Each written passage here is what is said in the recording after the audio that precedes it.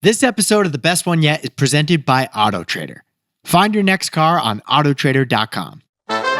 This is Nick. This is Jack. It's Friday, the real Friday, August 9th, and today's pod, out of all the pods, is the best one yet. This is a TBOY. The top 3 pop business news stories you need to know today. But Jack, perfect timing, my friend, because did stocks just have their best day in 2 years? The S&P 500 had their best day yesterday since 2022.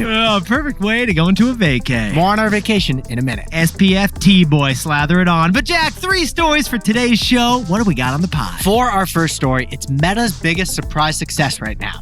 The Meta Ray-Ban sunglasses. Because to beat the iPhone, we think Zuck will acquire Ray-Bans. For our second story, the pretzel. The pretzel. Auntie Anne's Pretzels now sells a pretzel-scented perfume. Is it Auntie Anne's or Auntie Anne's? Auntie Anne. Auntie Anne's. And it's all part of a new trend, fast food fragrances. Fast food fragrances. And our third and final story, we've noticed that the apps millennials grew up loving are no longer a good deal. So millennials are living life the old-fashioned way. It's the decline of disruption. But Yetis, before we hit that wonderful mix for our last pod before vacay. A fantastic mix of stories. Love the pod today, Jack. I'm going to France. Yeah. Nick's going to... right across the sea in lovely Italy, Jack. I'll be waving at you, Italy, man. Yeah, your ancestral homeland. We're going to Porto Ercole, a little Rome, and we're going to get those sauces we love, Jack. I'm excited for it. You feel so happy there. Arrabbiata. That's what I was thinking. Oh, that's the sauce? That's the sauce we love. Which is basically just marinara sauce with crushed red pepper on top? Oh, now you're just giving away our secret recipes, Jack. I'll wave at you from across the Mediterranean Sea. Jack, I think you missed the spot on your back. A little more. There you But go. since Nick and I are both flying in this weekend, actually, we wanted to share a juicy study we found about flying. A study on the most popular seats on an airplane. You ready for this? Get this. 2/3 of flyers prefer the window seat. A majority of flyers actually want the window. This is Jack. Yes? I get so pumped looking for cities down below. I'm like, what is that, Denver? Oh, and Jack's in the window seat. It's his happy place. Oh, we should point out the window seat does limit the bathroom flexibility, Jack. That's true. Yeah, it's a lot. Excuse me. One more time. I have no shame asking the people to get up. And stepping on top of them. Sometimes I do try to creep over them if they're sleeping, which I'm really worried they're going to wake up and see me. You got a butt in the face. Not good to have the butt in the face. But we have another wild statistic. Yes, we do. 1.7% of flyers prefer the middle seat. Who are these 1.7%, Jack? Do they just love elbows? It's like your buddy from childhood who called dibs on the middle seat in their Jeep. The middle seat lovers are definitely talkers. They're definitely talkers. But the number one top requested seat on an airplane, if you could pick any seat, it's seat 1A. Which kind of makes sense. You're first off the plane, 1A is number 1. Yeah, and there's no recycled air you have to breathe, like in the back of the plane. But the surprise number 2 top demanded seat is 7F. We repeat, 7F sounds random, but it's the number 2 most demanded seat. Well, 7F is the first window seat in coach. Yeah, so what you're saying, Jack, is you get the same benefits as 1A, but without the first class price of 1A. So seat 1A is like the throne of the airplane. But then seat 7A is like the throne replica of the Seat airplane. 1A is champagne. Seat 7A is Prosecco. Seat 1A is Lululemon leggings. 7A is Lululemon dupes. So Yetis, if you are enjoying the window view from seat 7F right now, send us a pic. Apparently, everyone's jealous except the guy in 1A. Odds are 7F is your happy place. That's my happy place. Until you have to go to the bathroom. Jack, 3 stories for today's show. Let's hit them, baby. 15 years before this song, 2 boys from the Northeast met in the dorm. They had an idea that caused a cultural storm. It's the best one yet, but the best is the norm. Jack, Nick, that's it. I don't even think they need to practice. 50%, that's a fat tip. TBOY City on your list. If you know, cause we ready to go. We can't wait no more, so just start the show. Start the show. Autotrader. All right, Jack, we've got this amazing new sponsor who I know you've been needing. You need this right now, man. Selfishly speaking, I love that we're partnering with Autotrader because I've been in the market for a new car for a while, and I've pretty much narrowed it down for my family to an SUV, either an electric SUV or a hybrid SUV. All right, perfect timing because Autotrader has the largest inventory of new, used, and electric cars on the market. If you see a car, you can find it on Autotrader. And I love seeing cars on the highway and being like, what is that car? Jack, so I was like, what is that white car? What is that red car? And Nick, it's actually true because I'm putting in those search terms, the electric or hybrid SUV, into Autotrader. Yes. 50 miles or less from my zip code. Yep. And boom, 993 vehicles matching that specification on Autotrader. That's amazing. I mean, Jack, one of those 993 chassis has got to be the perfect chassis for your family. I mean, like, that's just the math, man. The math is mathing right now, thanks to Autotrader. Keep listening to hear more about my search for our family's perfect vehicle. We're on a car journey. Yetis, find your next car on Autotrader.com. For our first story, Meta's Ray-Ban sunglasses are a low-key huge success. So Meta is considering buying Ray-Bans. And that would be wild. Yes, it would be. Because Ray-Ban's parent company has a shocking master plan to take over your eyes and your ears. Yetis, earlier last week, Zuck announced earnings for Meta. We covered it on this podcast. Meta's performance was simply best in tech.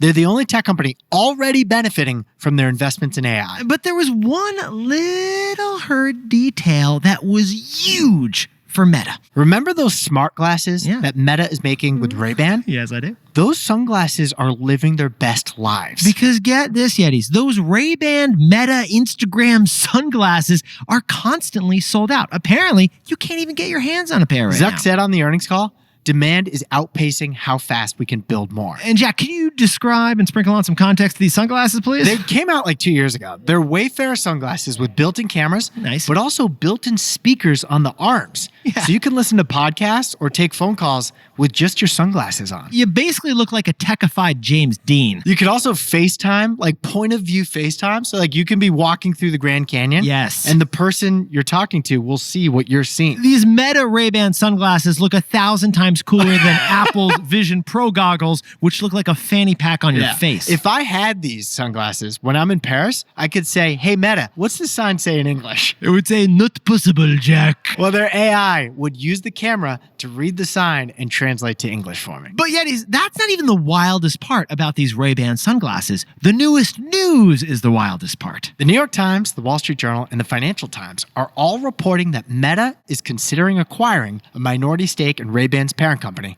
Luxottica. What Jack and I are saying is that Zuck may buy an eyeglasses company. Zuckerberg, he got a gold chain, and now he thinks he's an optometrist. But let's talk about that eyeglasses company. Please, Jack. It's called Elisor Luxottica.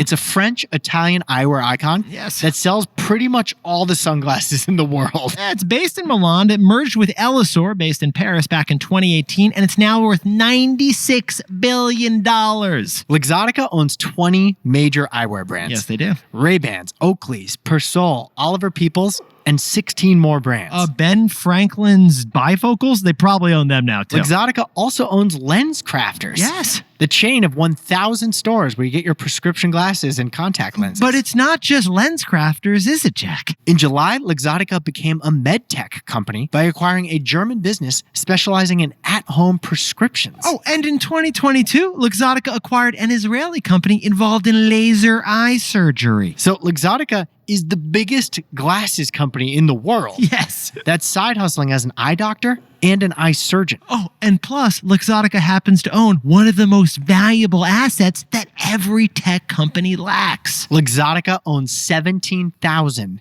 brick and mortar stores. They got real estate, in addition to the glasses. All of that sounds really nice to Mark Zuckerberg because of our takeaway. So, Jack, what's the takeaway for all our buddies over at Meta? If Meta acquires Luxottica, they can finally win the tech hardware wars. Now, Yetis, Zuck wants to badly become a hardware company. He wants to sell a tech device of the future, and he thinks that AI is going to replace the iPhone. He's got 2 hardware plays right now. His VR goggles are kind of failing, but his AR Meta sunglasses are flourishing. And the company behind those sunglasses is shockingly techie. You know, honestly, Luxottica, they could do pretty well in Silicon Valley. They got the chops. And they got the 17,000 physical stores across the world. And Jack, did you see how many Apple stores Apple has? How many? It's only like 500. This is like 30 times as many stores that Facebook, Meta, Instagram could own. Meta could take all the sunglasses huts and all the lens crafter stores and turn them into Meta stores. Yes, they could. To sell those smart sunglasses. And that is why Jackson, my final prediction before vacation is that Meta is going to acquire Luxottica. To fulfill his dream of cutting out the iPhone, Zuck may buy the world's biggest eyeglasses company. For our second story, the new trend in food is fragrance. We'll tell you why every food brand is suddenly getting into cosmetics, makeups, and perfumes. Now, Jack, if you were going to get your dog a gift for Gotcha Day, which River's Gotcha Day, I believe, is coming up. Her Gotcha Day is March 27th, so it's next year. I think I know what I'm going to get her. Here we go. You ready? Dolce Gabbana, the luxury fashion brand, just launched a $100 perfume, a puppy perfume. Eau de dog? Eau de dog. It is eau de dog, yeah. Apparently, inspired by the Dolce & Gabbana CEO's poodle, the fashion brand decided to come up with a perfume for puppies. It smells like sandalwood, musk, and wet dog. But yeah, this is the strange thing. Sounds like a perfume for Pepe Le Pew, by the way. Not too shabby. In the meantime, Jack and I noticed something shocking. Also this week, Auntie Anne's, the pretzel company, launched a perfume too. Yeah, it's called Need. Clever name. It's basically eau de pretzel. It smells like butter, salt, and butter. Yeah, basically, the problem is you put it on and then you want to lick yourself, Jack. I told you, don't say lick on the pod. I almost forgot. In the meantime, this Auntie Anne's pretzel perfume goes for $45 a pop, and that's a 3.5-ounce bottle. And it's inspired by their plain pretzel. Which is also their profit puppy. But here's the twist. Nick and I have kept track. This is a new trend. Food brands are extending into cosmetics. That's right. Besties, 3 years ago, Chipotle and Elf launched a makeup line. Barbacoa Blush sold out in like 8 minutes. Oh, yeah. It's a barbecue smoky eye. That's right. And so far this year, we've seen a dozen food companies expand out into cosmetics. Yeah. First, Hidden Valley Ranch launched a lip balm. Then Poppy, the soda brand, launched a cranberry lipstick. And then Fruit by the Foot, Jack, they're doing a nail polish at Sephora. If it's toenail polish, then it's really Fruit by the Foot. Maybe it's her. Maybe it's McDonald's.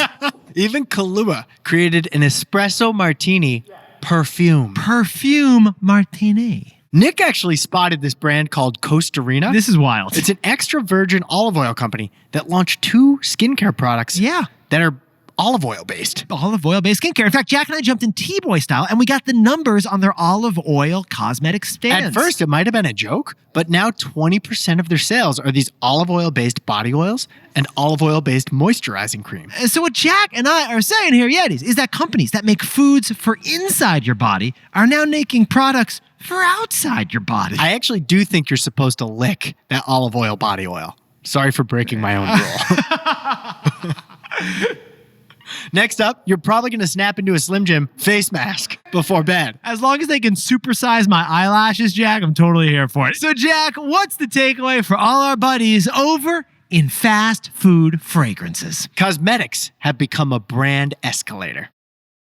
Now, yes, Yetis, Auntie Anne's pretzel perfume is a marketing stunt. They were thirsty for a moment of media buzz, and they got it. That's great. But not all of these food cosmetics are stunts. Several have surprisingly become permanent products. For example, Play-Doh, the toy company, they sold the perfume in 2006, and they're still making it 18 years later. Play-Doh perfume. Play-Doh has such a peculiar smell. Peculiar. Nice, respectable. And the reason this trend is happening is because it's hard for a low-end brand to move upmarket. Right. But brands are finding success through these cosmetic collabs. What we're saying is that Auntie Anne's feels a little bit less greasy when it's ironically bottled like a French perfume. And Chipotle, wow, they must be trendy if they got into Elf Beauty's makeup line. Oh, and I'm sorry, Jack, before we continue the pod, can you grab me a little bit of Eau de Olive Garden? Because I would love to smell like a never-ending breadstick, man. I was actually thinking Mountain Dew should have a facial mist so that you're dewy. Your skin is dewy. Oh my God, it's the new Axe body spray, Jack. Yetis, perfume, lipstick, and nail polish. Makeup has become an escalator to lift up food brands. Autotrader. All right, Yetis, let's get back into this car search with Autotrader. What do we got, Jack? The sheer volume of inventory on Autotrader is incredible. It's deep. I have gotten super specific with my search categories to find exactly only the cars I'm looking for. All right, Jack, you can search for cars by make, model, year, mileage. All right, standard. But then you can search by fuel economy, vehicle history, preferred monthly payment? The search categories are robust, but Yes, you they are. know we're only looking for an SUV with 3 rows. Uh-huh. Guess what? I clicked on the features search category and was able to search for only vehicles with a 3rd row of seats. I thought you were a cup holder guy. Like, I thought you were searching for, like, cars with 6 cup holders minimum. Like, that's what I thought your thing was. No. 3rd row of seats, and there's 84 of them within a 50-mile range of my zip code. Yetis, once Jack finds that vehicle he's interested in, he can see his estimated monthly payment, start a deal, and track all the offers and communications with Autotrader's deal dashboard. Autotrader has put me in a fantastic position to find just the vehicle for my family Yes. with 3 rows of seats. And 6 cup holders minimum. Yetis, find your next car on Autotrader.com. For our third and final story, a new trend is emerging among millennials. We're returning to our pre-app ways. We call it the decline of disruption, Yes, we do. and we'll tell you why we're doing it. Now, Jack, to tell this story, how about we whip up a little recent history? In the 2010s, the San Francisco Bay Area disrupted everything. Everything, gig apps, sharing economies, streaming, all getting disrupted. Every industry was getting disrupted by an app developed in San Francisco and financed by a venture capital firm in Silicon Valley. Yeah, use my promo code and we'll both get $100 off a free meal kit. It was amazing. It was amazing. Download this scooter app and you'll get to ride this scooter forever. Yeah. For free. Download the scooter app right now. We'll give you the scooter. Just take It was a wild Oh, time. it was Remember crazy. the Casper mattress intern hack? Jack, how could I forget the Casper mattress? They had that 90-night return policy. It was wild. So you could buy a Casper at the start of your summer internship. Right. Sleep on it all summer and then return it and get your full money back. They're like, mattress.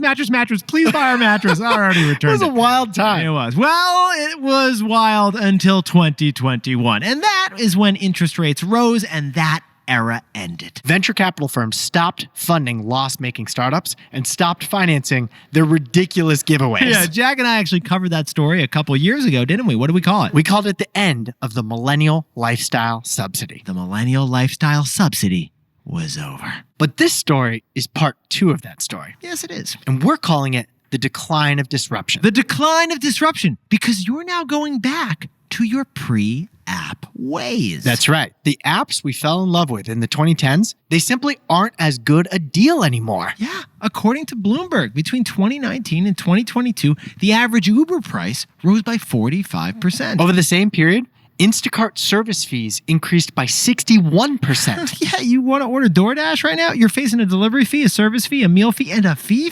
What happened to the free sign-up promos we used to love in the 2010s? All you have to do is copy, paste, and boom, 100% off. Everything with the apps feels very expensive these days. It does. And the result is a new trend. Us millennials are returning to the products from the pre-disruption era. Yeah, for example, instead of meal kits, you're now just getting groceries. Instead of DoorDash, you're snagging a frozen pizza. Instead of Netflix without ads, you now have a Netflix with ads. Instead of Airbnb, you're staying at the old reliable Hampton Inn. You don't rent the runway anymore. You're buying at Target. Instead of a Lyft ride, Yeah. you're taking a bus ride. Jack, 2014, I took a Lyft ride from our apartment in the East Village, and I think Lyft paid for my dinner at the end.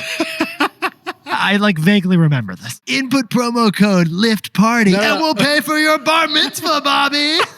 They're not doing that anymore. They are not. So, Jack, what's the takeaway for our buddies who are every millennial out there? Convenience comes with a cost. Yetis, we had it so good, didn't we, Jack? Disrupting startups offered a way better convenient option at a way lower price. The best of both worlds. It was amazing for consumers, but it was terrible for those companies' profits. If something is going to be delivered to your door, that convenience comes with a cost. If you want awesome on-demand original content on your phone, tablet, or TV, the streamer's going to charge you for it now. So some of the disruptors from that era, they saw their businesses fall apart.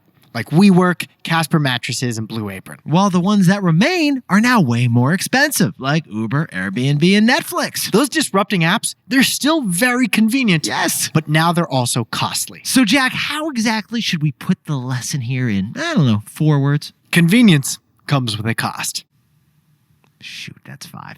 I thought I set us up. Jack, could you whip up the takeaways for us for the real Friday? Meta is reportedly interested in acquiring Luxottica, the company behind Ray-Ban sunglasses. With Luxottica, Meta could win the battle for the next tech hardware. For our second story, Auntie Anne's pretzel perfume is part of the food fragrance trend. Some of these are marketing stunts. But for other brands, a cosmetics collab is a brand escalator. It's a pump for prestige. And our third and final story is the decline of disruption. Turned off by high prices, millennials are returning to our pre-app ways. Because the convenience of these apps comes with a cost. But Yetis, this pod's not over yet. Here's what else you need to know today. First, stock in Bumble, the dating app, plummeted 29% after a disappointing earnings report. Bumble expects just 1% to 2% revenue growth this year, which is pretty slow. What's that takeaway we've whipped up on dating apps? Dating apps need a long-term relationship to a new business model. It's not you, it's my business model. And second, Costco's crackdown on membership moochers continues. Yeah, Costco is introducing membership scanners nationwide at Costco locations. There's basically going to be a bouncer at every Costco door. Yeah. You can't get in without showing a membership card and a face that matches the picture on the membership card. If you violate Club Costco, they will kick you out and send you to a prison, probably somewhere in aisle 6. A bulk-sized prison. Yeah, actually, it's probably a nice prison. And finally, this Sunday, the closing ceremonies are happening in the Paris Olympics. The star of the show is Tom Cruise. Tom Cruise from the country of Tom Cruise is going to bring the torch from Paris to Los Angeles. Because the Summer Olympics are moving from Paris this year to Los Angeles in 2028. Jack, apparently he's hang gliding from Paris to Los Angeles. He does his own stunts. He does his own stunts, but I don't believe that one. That's what Tom told me. Now, time for the best fact yet. This one whipped up by Jack, me, and the entire TBOY team. According to a Pew survey, 46% of Americans don't take all of their paid vacation days. Yeah, apparently nearly half of us are working when we could be whale watching. Now, you might be thinking that vacations are a luxury that not everyone can afford, and that is true. It's true, because the U.S. gets about half as many paid days off as our peer countries. But here's the wildest part. The higher the income, the more the unused vacation days we have. So it's not a finance thing. It's actually a pressure to work more that causes us to take less vacation. Nick and I love our jobs. We love whipping up this podcast every day. Recording the show is a true joy. But every year, we take 2 weeks off in the summer and we take 2 weeks off in the winter. We choose the weeks where the news is the quietest. We pause the pod to recharge and give you a break from us. So honestly, besties, we are grateful that you let us do this every year. So thank you so much. It means so much that you get to be with us and we get to be with you. And we also think that time off makes the show better when we come back. Because when we are off, Jack and I are reading new things, we're experiencing new things, we're traveling, and we're bringing all of that to whip up fresh takeaways on the pod. New inspirations, newly recharged TBOY. Like the carbonara sauce. So Yetis, Arbiata. Was that a test? You passed. Yetis, if you forgot to take a vacation, this is our takeaway. Take it. That's the takeaway. My first couple years out of college, I didn't take all my vacation days. I never did. Hugely regret it. Now we take them all. Yetis, you look fantastic. And Jack and I will be back in action with you for our regular programming on Monday, August 26th. But we're not leaving you hanging for these 2 weeks. Jack and I have been busy whipping up 2 bonus episodes while we're gone. The first publishes this Monday. TBOY Hotline with a guest focused on travel. Jack and I interviewed the ultimate travel influencer on how to do the perfect trip in your life. Then the Monday after that is our interview with the founder and CEO of Athletic Brewing. Bill Schufeld. He founded the biggest non-alcoholic beer brand in America, and we sat down with him last year, and he told us how. It's one of our best interviews ever, so we're going to replay this thing. So Yetis, even though Jack and I are gone for 2 weeks on vacation, we whipped up those bonus pods for you. We also linked in the episode description for you to subscribe to our newsletter. We're going to throw in some photos there too. I'm going to be in Rome and just outside of Rome, and Jack is going to be ordering a crepe, the little Nutella, butter on the side, and they're going to say, "Not possible." Actually, they love that order. It is possible. We're going to miss you, Yetis. I can't wait to be back in 2 weeks with you. I'll miss you too, Jack. I can't wait to see you then, man. Bye, guys.